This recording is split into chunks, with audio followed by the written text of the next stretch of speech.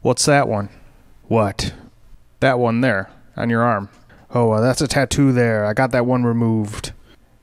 Don't tell me, don't tell me. Yingling. That, Mr. Hooper, is from the Hillbilly Drunkard Beer Festival in 1995.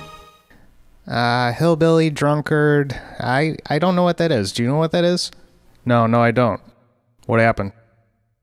It was supposed to be one of the biggest drunkard beer festivals of all time. They came from all over the country.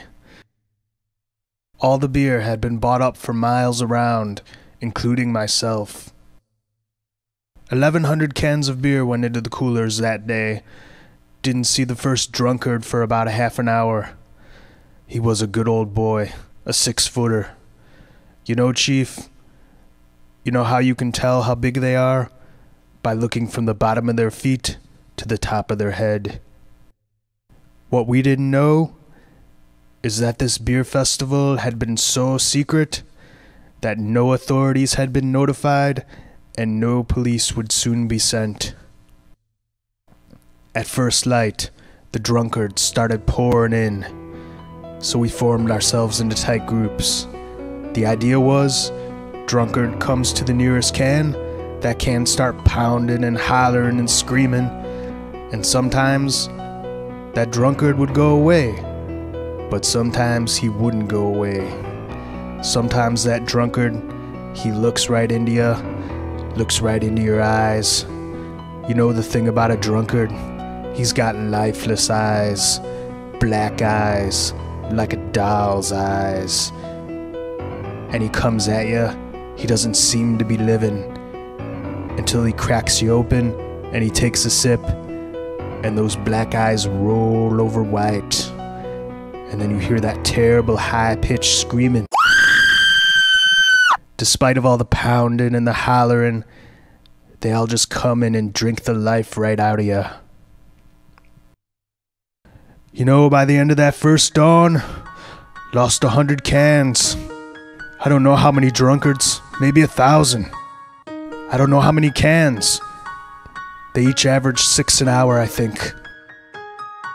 Later on, I bumped into a friend of mine, Anheuser-Busch from St. Louis, a great American lager. I thought he was asleep, reached over to wake him up. He just tipped right over like there was nothing in him.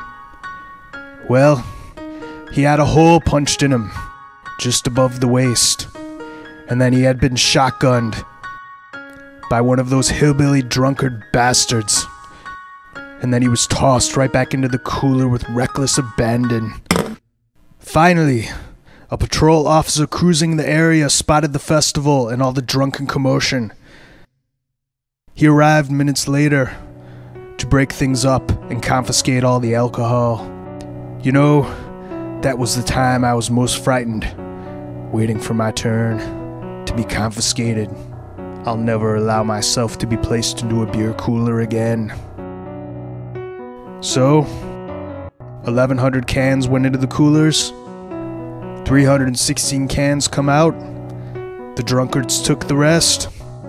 June 29th, 1995.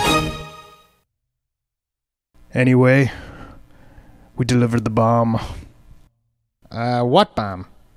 Anyways, do you think we should be trying to find that shark that killed all those people? We'll worry about that in the morning. Here's to swimming with bow-legged women. Arr!